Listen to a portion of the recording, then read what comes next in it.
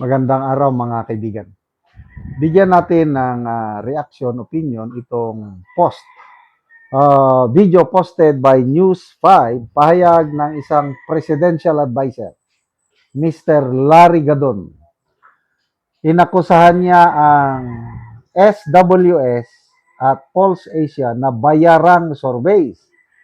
Kasi nga, napakababa ang ratings ni PBBM sa dalawang survey groups na ito.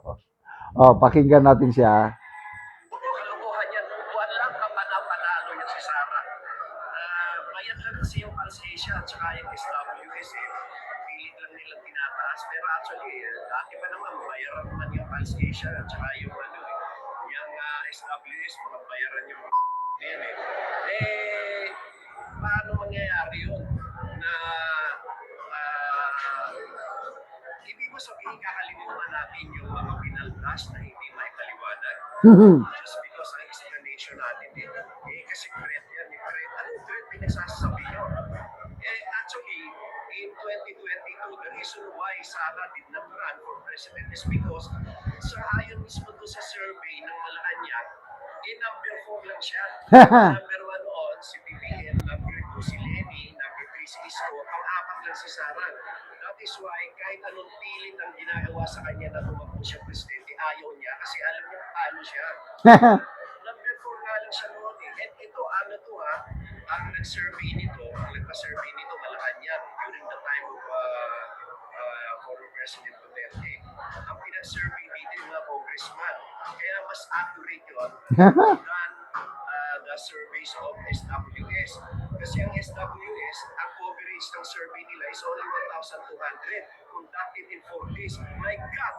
There are 115 million Filipinos magkukondakan ng 4 days survey with only 1,200 respondents.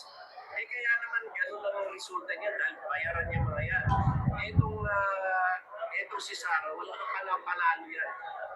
Ngayon nga, hindi siya makalabas ng, let's say, pupunta siya ng mga mall, pupunta siya ng mga public places. Hindi mo siya makapunta Pag lumabas siya pupunta siya ng mga, mas marami magpapapicture sa akin kaysa sa kanya.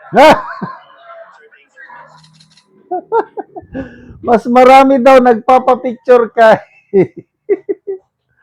Larry Gadon kumpara kay BP. Ay nako. Magkano ang sweldo nitong advisor na ito? Umaabot ng 4 million pesos a year. Tayo ang nagpapasweldo. Ano bang trabaho niya? Advisor on poverty alleviation. Itong sinasabi niya dito tungkol sa politika ito Ano? Doble ba ang kanyang trabaho? Presidential Advisor on Political Affairs ba siya? Anong pakialam ni Mr. Gadon sa mga surveys? Gawin nyo yung trabaho nyo, Mr. Gadon. Ano bang contribution ninyo sa bansa in terms of alleviating poverty? To me, halos wala. Kaya sayang-sayang lang ang sinusildo natin sa advisor na itong si Gadon. Okay, inakusahan niya ang SWS at Pulse Asia na bayaran. Well, opinion niya yun. Anong basihan niya? I don't know. Sinerch ko dito, how many years SWS and Pulse Asia has been conducting surveys. Kasi ako, naniniwala ako na very credible itong SWS at Pulse Asia. Sagot dito. As of 2026, the two leading public opinion polling bodies in the Philippines has been conducting surveys for the following periods. SWS has been conducting surveys for 41 years. Mr. Gadon, baka hindi mo alam ito. SWS was established on August 8, 1985. Marcos Senior Administration ito. As a private, non-stock, non-profit social research institution. It began its regular independent public polling opinion in 1986. Yan po ang ang social weather station, pinakamatagal. At ako, naniniwala ako sa mga surveys ng SWS. Pulse Asia has been conducting surveys for 27 years. It was launched in 1999 by professional academic led by Professor Felipe Miranda, a co-founder who left SWS to build the firm. So, ayan. Basta naglabas ng survey, itong dalawa, pinag-uusapan yan ng mainstream and social media. Kagaya itong pinaka-latest na Pulse Asia. Kaliwat kanan ang interview ni Professor Ronald Holmes. Pinapaliwanag niya bakit kahit anong gagawin sa mga Duterte, yung sinisira, binabato kung ano-anong putik, mataas pa rin ang survey ratings ni BP Sara at kanyang mga aliado. Paliwanag ng President Ronald Holmes is yung Duterte brand of leadership, governance, narratives, and everything is it resonates o tinatanggap ng nakakarami. Dahil nandyan ang disiplina, nandyan ang decisiveness, nandyan Duterte style nga. At saka yung naratibo ng administrasyong ito is pinipersecute ng Marcos Jr. administration. Kaya yung simpatya ng nakakarami is napupunta sa mga Duterte. Kaya dito sa Pulse Asia survey na pinaka-latest, presidential survey na malayong-malayo si BP Sara sa kanyang mga kalaban. Vice presidential survey, nangunguna dalawang Duterte allies, Bongo and Robin Padilla. Sa senatorial survey, 6 na Duterte boys o allies pasok sa Magic 12. So, yun po. Tapos ngayon, sasabihin ni Gadon, bayaran? Bahala siya kung bayaran o bayaran. Salamat mga kaibigan sa inyong pagsubaybay sa channel na ito.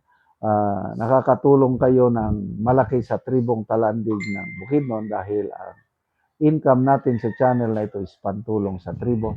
Namimigay tayo ng libreng yero at pako para makapagpatayo sila ng mas maayos na tirahan. Panoorin nyo ang video na ito. Sa gipatindog sa balay sa tabangan na mugyero. So mo na ni ang iyang gipatindog nga balay nga pag-atopan karon. So mo na pud ni ang yero nga among gihatag nga ilang iatop karon.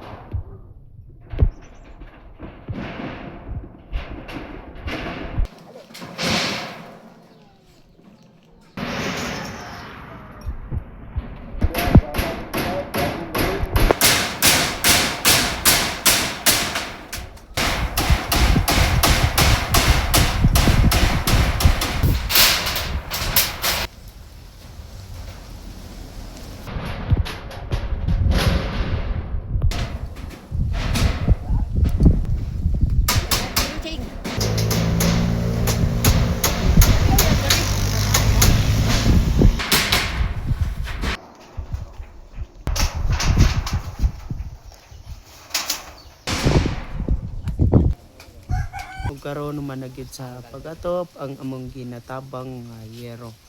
Og makita gyud nato nga nindot na gyud nga tan-awon kay nahuman na.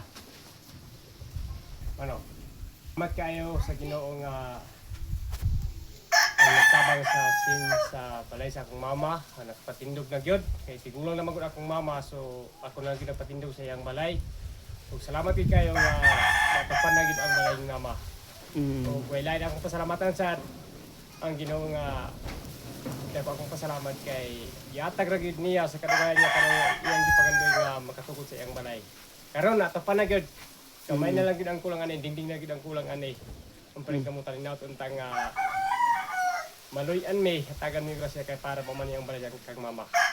Salamat sad nga kini isang iyan nga balay pero dako kong pasalamat gyapon nga suporta ang Ginoo ni. Og salamat sad sa ligan ani sa Ginoo nga yang tuktok sa yang tungkang nga balay ani nga nabang sa sin. Nga inatunta nga atagan sa sila og maayong pangawas. So salamat kayo.